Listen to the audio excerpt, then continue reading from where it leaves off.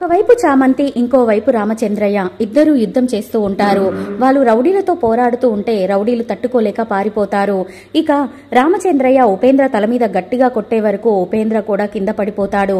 దానితో రామచంద్రయ్య ఇక సముద్రం తీరాన్నే గోతితో వేసి ఉపేంద్ర తల మాత్రమే పైకి కనిపించేలాగా పాతి పెట్టేస్తాడు రామచంద్రయ్య.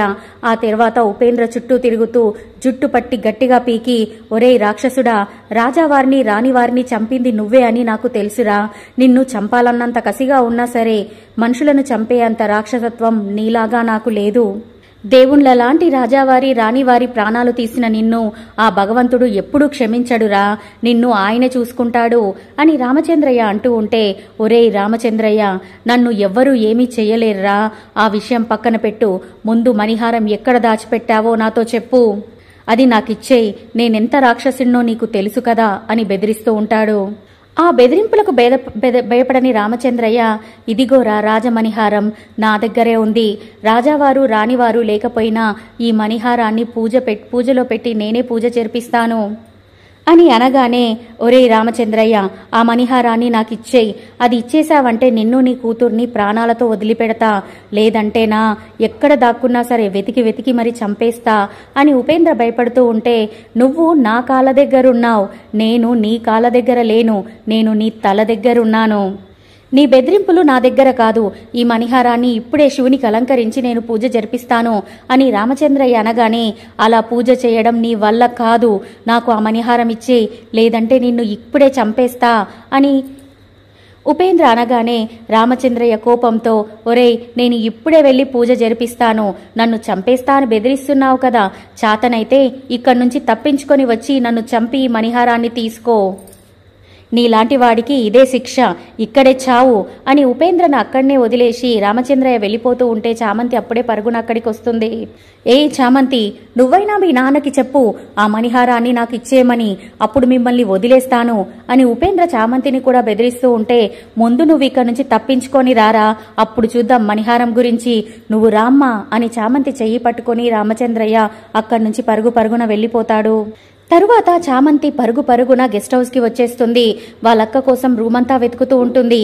చామంతి వెతుకుతుంది అని తెలిసి కూడా రోజా తనని పట్టించుకోకుండా తన అక్కడ ఉంది అని చెప్పకుండా అటు ఇటు తిరుగుతూ ఉంటే చామంతి అక్కను గుర్తుపట్టి దగ్గరికి వెళ్ళి, అక్క రా మనం వెళ్దాం అని తన చెయ్యి పట్టుకొని తీసుకొని వెళ్తూ ఉంటే, నీకు నేను ముందే చెప్పాను కదా నువ్వు ఇక్కడ ఉండొద్దు అని, నువ్వు ఇక్కడ నుంచి వెళ్ళిపో అని నేను చెప్తున్నా సరే ఇక్కడ ఏం పనుందని ఉంటున్నావే, నువ్వు అలా పిలవకు, నా దగ్గరికి రాకు అని చామంతి చెయ్యిని తోసేస్తూ దూరం జరుపుతూ ఉంటుంది. చామంతి మాత్రం తనని పక్కకి తీసుకెళ్లాలని చాలా ట్రై చేస్తూ ఉంటుంది. ఉపేంద్ర వచ్చాడు అన్న విషయాన్ని మాత్రం చామంతి చెప్పదు, కానీ తనను తీసుకెళ్లాలి అని ప్రయత్నం చేస్తూ ఉంటుంది. ఇక రోజా మెయిన్ గేట్ లో నుంచి బయటికి వెళ్ళాలి అని అనుకుంటూ ఉంటే చామంతి ఆ మెయిన్ డోర్ దగ్గరికి వెళ్ళనీయకుండా గట్టిగా అక్కను పట్టేసుకుంటూ ఉంటుంది. ఏంటి ఇలా పట్టుకుంటున్నావు, నన్ను చంపేస్తావా, వదులు అని గట్టిగా రోజా విడిపించుకుంటుంది. అప్పటికే వాళ్ళు డోర్ దగ్గరికి వచ్చేస్తారు. ఉపేంద్ర బయట గేట్ నుంచి లోపలికి ఎంట్రీ ఇస్తాడు. చామంతి ఉపేంద్రను చూసేస్తుంది. రామచంద్రయ్య చేసిన అవమానాన్ని ఉపేంద్ర తలుచుకుంటూ లోపలికి రావడం వల్ల డోర్కెదురుగా చూడకుండా వాళ్ళని వదిలేస్తాడు. ఇక కసిగా కోపంగా ఉపేంద్ర లోపలికి వస్తూ ఉంటే చామంతి అక్కను తీసుకుని డోర్ పక్కకి వెళ్తుంది. ఇక లోపలికి వచ్చిన ఉపేంద్ర కూడా చాలా కసిగా రామచంద్రయ్యని గుర్తు చేసుకుంటూ అక్కడే ఆగిపోతాడు.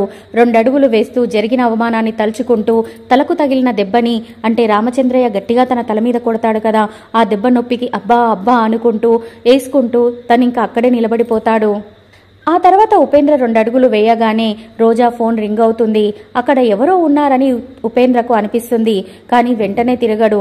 తను మెల్లగా తిరిగే లోపల చామంతి రోజా ఇద్దరు కూడా బయటి వైపుకు వెళ్లిపోతారు. ఫోన్ రింగ్ అయిన శబ్దం వినిపించింది, ఎవరూ కనబడట్లేదేంటి అని ఉపేంద్ర అటే డోర్ వైపు పదే చూస్తూ ఉంటే పైనుంచి ఎవరో దిగుతున్నట్టుగా చెప్పుల శబ్దం వినబడుతుంది. రమాదేవి మెట్ల మీద నుంచి దిగుతూ వస్తుంది. రమాదేవిని ఉపేంద్రను రమాదేవి ఇద్దరూ చూసుకుని ఒకరికొకరు చాలా షాక్ అయిపోతారు. ఇక ఇద్దరు కూడా మనసులో ఇలా అనుకుంటూ ఉంటారు, ఏంటి ఈ రమాదేవి ఇక్కడికొచ్చింది, ఇక్కడ ఏదైనా పూజ జరిపించడానికి వచ్చిందా, లేక మణిహారం ఇక్కడి దాకా వచ్చిందని తనకి తెలియడం వల్ల వచ్చిందా అని అనుకోగానే, వీడేంటి ఇక్కడికొచ్చాడు, అయినా రోజా రాజవంశీకురాలు అయితే తన ద్వారే ఆ మణిహారాన్ని దక్కించుకోవచ్చు అని అనుకున్నాను, మళ్ళీ వీడి ఇక్కడికి వచ్చాడేంటి అని రమాదేవి మనసులో అనుకుంటుంది. అయినా రమాదేవి ఇక్కడికి వచ్చినప్పుడు తను ఇక్కడికి వచ్చానని నాకు ఇన్ఫర్మేషన్ ఇవ్వాలి కదా, కనీసం ఏ ఆచూకీ కూడా ఇవ్వకుండా తను ఇక్కడికి వచ్చిందేంటి అని ఉపేంద్ర అనుకుంటూ ఉంటే, ఆ మణిహారం నాకు సముద్రంలో కనిపించినప్పుడే దాని ఆచూకీ నాకు తెలిసిపోయింది. ఇక అది నా కంటికి కనబడ్డ తర్వాత ఈ ఉపేంద్రతో నాకేం పనుంది అని రమాదేవి అనుకుంటూ ఉంటుంది. నా అవసరం తనకు లేకపోయినా నాకు మాత్రం రమాదేవితో అవసరం ఉంది కదా. ఆ మణిహారాన్ని ఎలాగైనా సంపాదించి దానిలో కోట్లలో వచ్చే కమిషన్ని ఈమె ద్వారా కొట్టేయాలి అని నేను అనుకున్నాను. అంత ఈజీగా తనని నేనెలా వదిలిపెడతాను అని ఉపేంద్ర మనసులో అనుకుంటూ ఉంటే, ఏదో ఒకటి చేసి వీని త్వరగా పక్కన పెట్టేసేయాలి అని రమాదేవి అనుకుంటూ ఉంటుంది.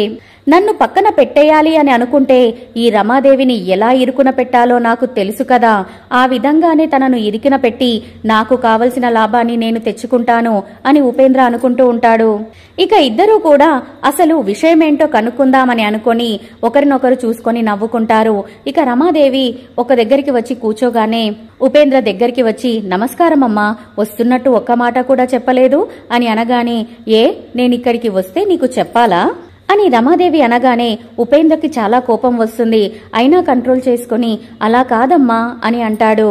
అయినా నేను ఇక్కడికి వచ్చినప్పుడే నువ్వు ఇక్కడికి వచ్చావు, నేను వచ్చినప్పుడే నీకు అంతలా ఇక్కడ ఏం పని పడింది అని రమాదేవి అనగానే, రావాల్సి వచ్చింది మేడం, ఆ రామచంద్రయ్య వాళ్ళ ఫ్యామిలీ మొత్తం ఇక్కడే ఉన్నారు, అందుకే వాళ్ళ కోసం ఇంత దూరం వచ్చాను అని ఉపేంద్ర కోపంగా చెప్తూ ఉంటే, రామచంద్రయ్యనా, వాడెవరు, ఆ రాజసంస్థానంలో పనిచేస్తాడు చూడు వాడా అని రమాదేవి అనగానే, అవును మేడం వాడే అని ఉపేంద్ర అనగానే రమాదేవి కోపంగా ఉపేంద్రని చూస్తూ ఉంటుంది. ఇప్పుడు ఆ రాజమణిహారం కూడా ఆ రామచంద్రయ్య దగ్గరే ఉంది మేడం, దాన్ని వాడు తీసుకుని వెళ్లిపోయాడు అని ఉపేంద్ర కోపంగా అంటూ ఉంటే రమాదేవి షాక్ అయిపోతుంది.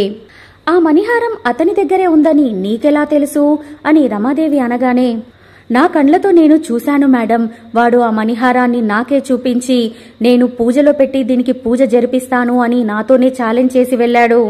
ఎక్కడో సముద్రంలో మిస్ అయిన మణిహారం ఆ రామచంద్రయ్యను ఎలా చేరుకుంది అని రమాదేవి అనగానే, ఎలా చేరిందో ఎలా వాళ్ళ కంటపడిందో నాకు తెలియదు, కానీ వాళ్ళు మాత్రం పూజ జరిపిస్తానని ఖచ్చితంగా చెప్తున్నాడు అని ఉపేంద్ర అంటాడు. చేతుల వరకు వచ్చిన మణిహారం నా చేజారిపోయింది, నాకు ఎట్టి పరిస్థితిలో అయినా ఆ మణిహారం కావాలే ఉపేంద్ర అని రమాదేవి చెప్తూ ఉంటే ఉపేంద్ర ఫేస్ మళ్లీ వెలిగిపోతుంది. నువ్వు ఏం చేస్తావో నాకు తెలియదు, ఆ రామచంద్రయ్యని కొట్టి మణిహారాన్ని లాక్కుంటావో లేక చంపి ఆ మణిహారాన్ని తీసుకొస్తావో నాకు తెలియదు, కానీ ఆ మణిహారం మాత్రం నాకు ఖచ్చితంగా కావాలి. పూజకి ఎలాగో వాళ్ళు వస్తారు అంటున్నావు కదా, పూజ జరగక ముందుకే వాళ్ళ దగ్గరి నుంచి ఆ హారాన్ని నువ్వు తీసుకొనిరా, వెళ్లి ఆ పనిలో ఉండు అని రమాదేవి ఆర్డర్ అయ్యగానే ఉపేంద్ర రమాదేవికి నమస్కారం చేసి అక్కడి నుంచి వెళ్లిపోతాడు. ఎక్కడో నా చేతుల ద్వారా మిస్ అయిన మణిహారం ఆ రామచంద్రయ్యకు ఎలా దొరికింది? అయినా ఆ రామచంద్రయ్య వాళ్ళు ఇక్కడికి ఎందుకొచ్చారు?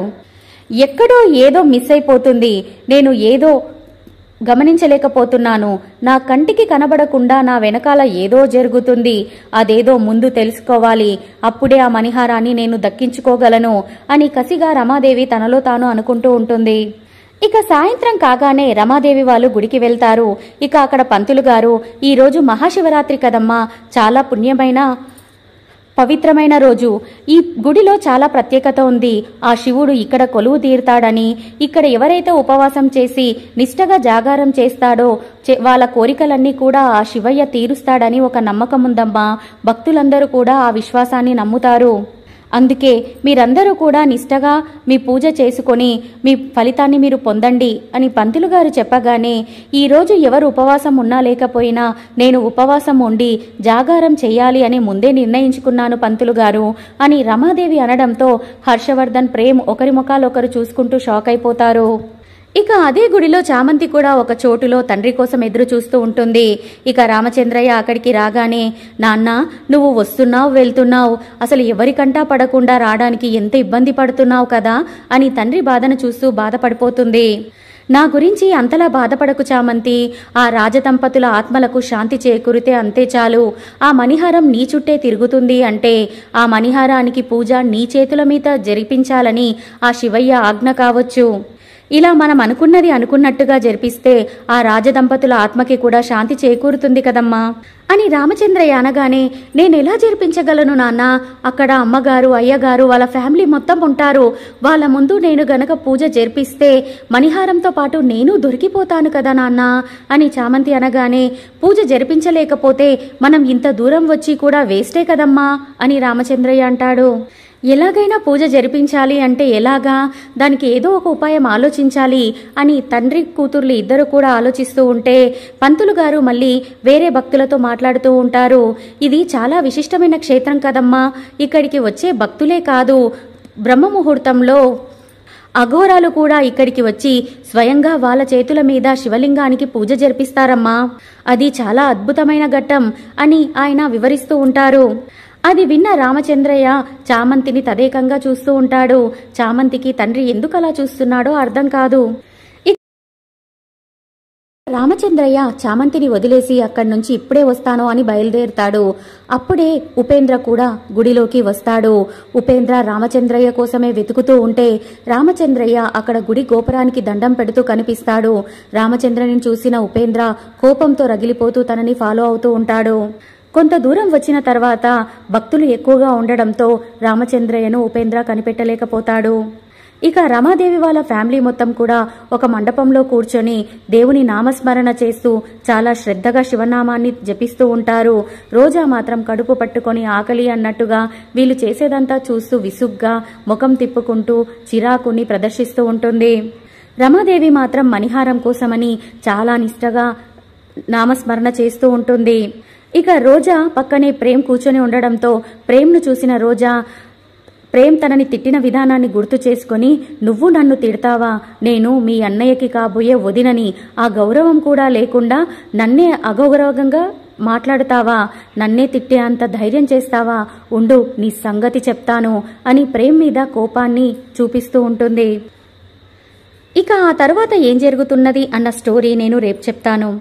తరువాత బ్రహ్మ ముహూర్తం కానే వస్తుంది. అప్పుడు చామంతి అఘోరా వేషంలో అక్కడికి వస్తుంది. చామంతి అఘోరా వేషాన్ని చూసిన పంతులు గారు, అసలు ఎప్పుడూ కూడా ఈ అఘోరా మాత రాలేదమ్మా, ఎప్పుడూ మగవాళ్లే వచ్చేవారు, కానీ ఈసారి మాత వచ్చింది అంటే ఎంతటి అదృష్టమో, వెళ్ళి తనకి హారతి ఇవ్వమ్మా, నీ మనసులో ఉన్న కోరిక కూడా నెరవేరుతుంది అని రమాదేవితో చెప్పేసరికి రమాదేవి ఆనందంగా హారతి పట్టుకుని చామంతి ముందుకు వెళ్తుంది. రమాదేవి అలా ఎదురుగా వచ్చే వరకు ముందు చామంతి కంగారు పడుతుంది.